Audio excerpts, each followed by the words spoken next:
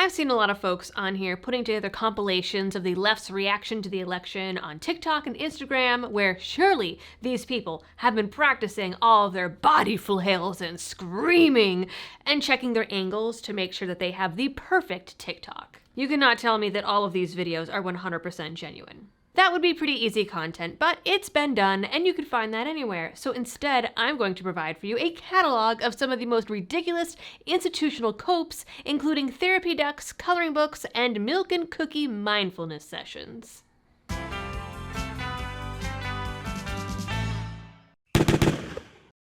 Hello everyone, and welcome back to the channel.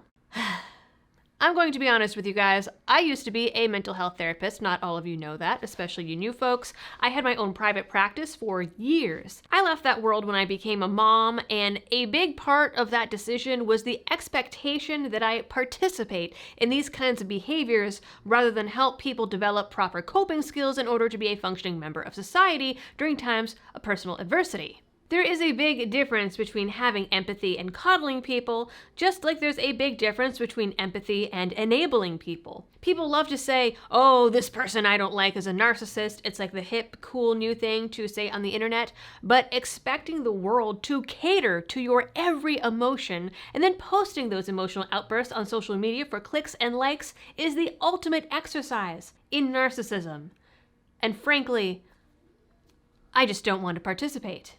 But before I tell you about how the left is coping, or I guess not coping, there might be things that you need to cope with in life, and I know plenty of folks cope by spending some time at the range, but to go to the range, you need ammo.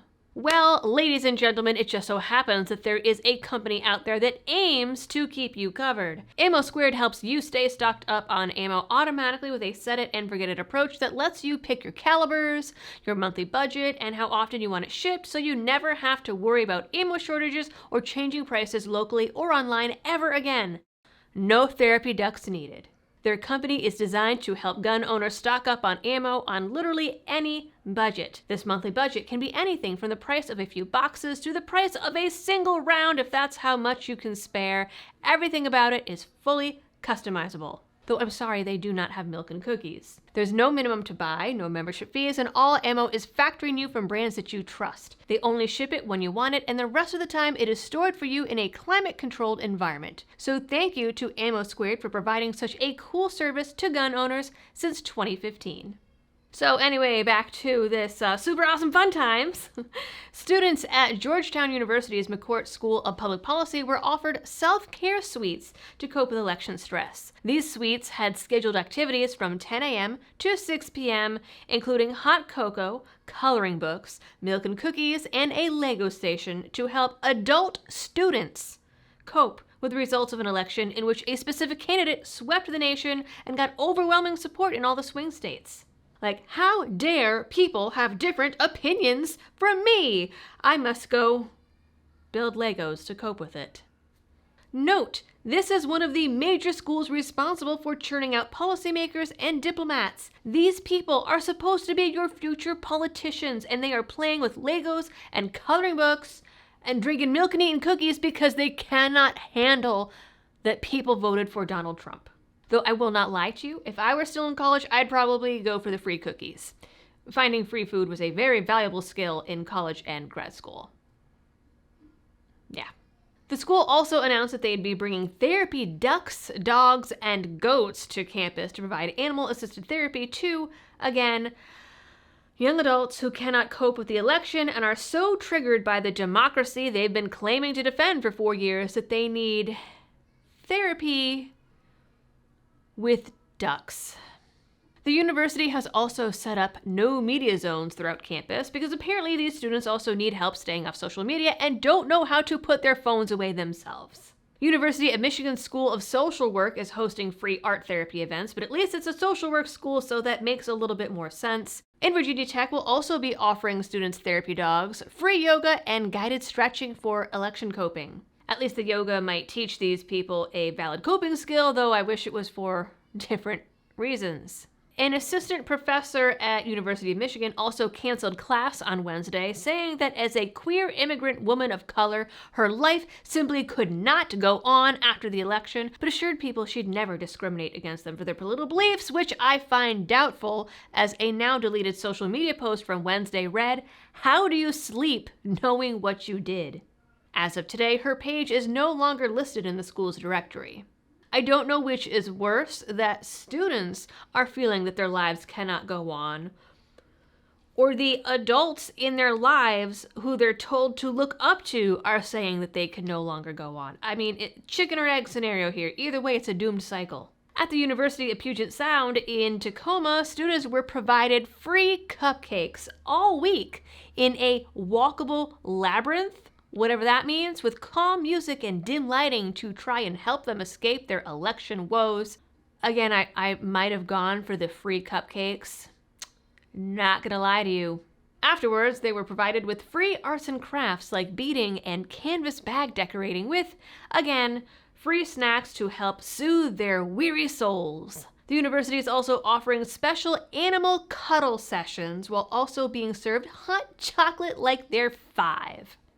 Again, there is a big difference between having empathy for people and validating that they feel a certain way and coddling and enabling them and fostering codependency. Big difference.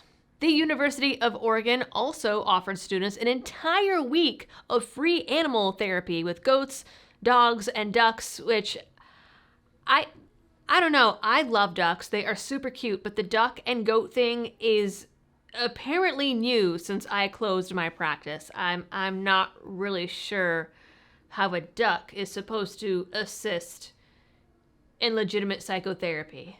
One professor in Syracuse canceled the prepared lesson for the day and instead moved class outside where students made friendship bracelets to express their grief. Now, I did not have clients under the age of like 15 very often. My stint doing child therapy was a very short one because it's just not my jam. But these are the kinds of things that I would have done with like 8-year-olds. Virginia Tech also offered free counseling to any students who are, quote, waking up with fear, anxiety, concern, question, and confusion over the election of Donald Trump. In an email to students, the school's director of intercultural engagement, which, yes, is apparently a real position, offered the counseling as a way to remind students that they are loved. I want you to hear clearly that you are loved. You deserve wellness. You deserve to thrive. You deserve community, she wrote.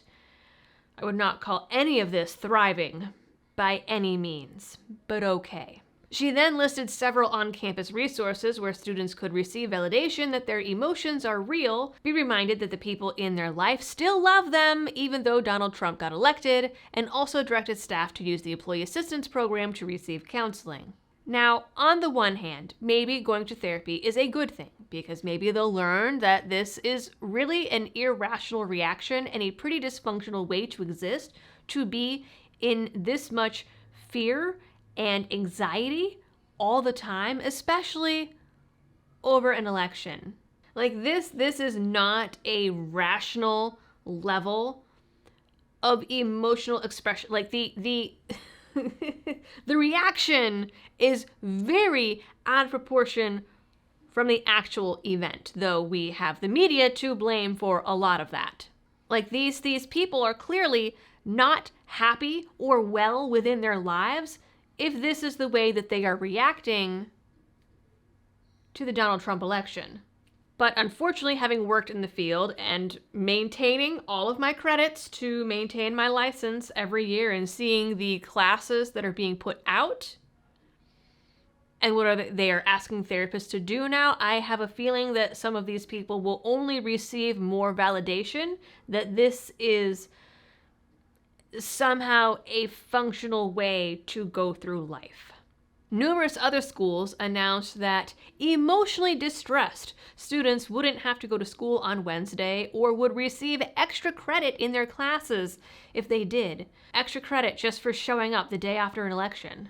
I mean, it's not like Trump is Saddam Hussein or Hitler, though I have seen the social media posts of people saying, well, now I know how Jews felt after the Holocaust.